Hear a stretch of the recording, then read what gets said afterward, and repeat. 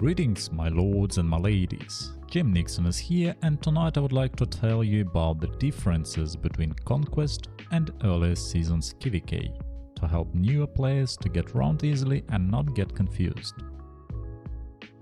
First of all, the amount of servers in each bracket will be increased.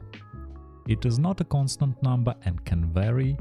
On average, there will be between 8 to 13 servers in the bracket that are supposed to be matched up based on server's historical power reached. Next, in essence, Conquest KvK introduces the system of factions and federations. To make it easier to understand, factions in Conquest KvK represent servers in Season 1 and Season 2. There is a total of 4 factions: Zephyr, Ember, Terra and Hydro.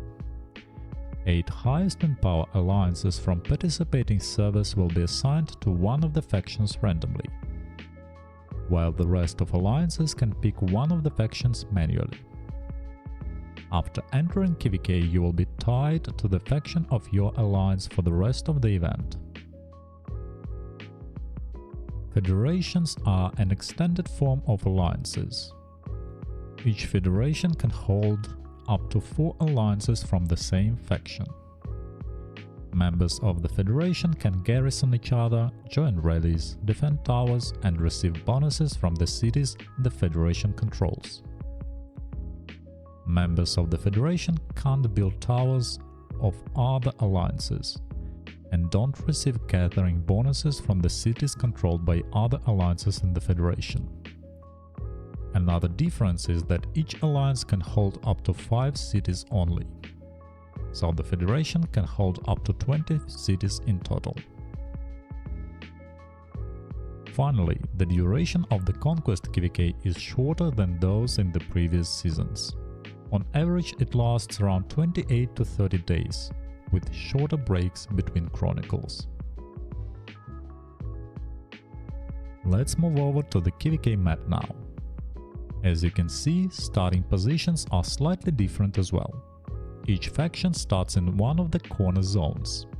Starting zones are always safe, meaning that other factions can't take the gates leading to your starting zone, and as a result don't have access to it.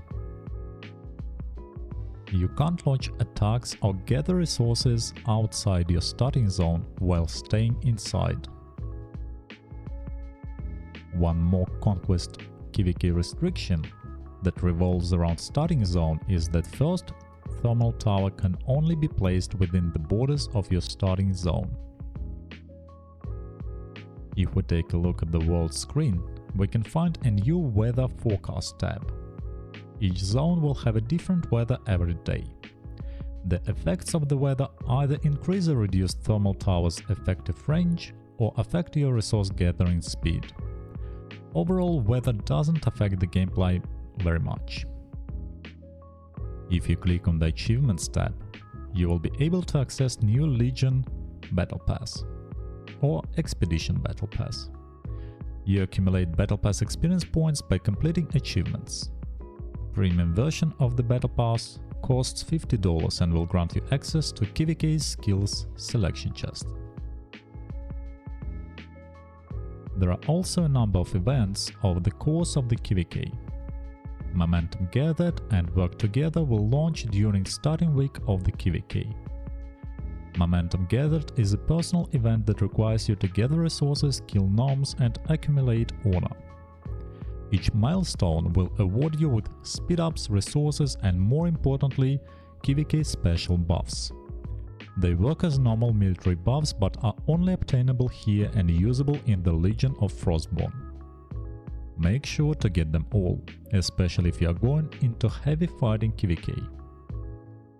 Work Together is a alliance-based event and requires your alliance to accumulate a certain amount of reputation via various sources: gathering, killing gnomes, building towers and so on. Each member of the alliance will receive rewards based on the achieved milestones as well as buffs for the duration of the KvK. Talking about reputation, it is a new system in Conquest as well. Technically, the faction that accumulated the highest amount of reputation at the end of the KVK is a winner. However, we all know that the real winner is the owner of Ymir. Reputation is accumulated the same way you accumulated Legion's marks in Season 1 and Season 2. Cities controlled by your faction also generate reputation at a certain rate, with higher level cities generating the highest amount of reputation. This is it for my brief overview of changes you will face when entering your first Conquest KVK. I hope you'll find this video useful, and stay tuned for other more detailed videos on different aspects of the Conquest KVK. See you in the Infinity Kingdom. Bye bye.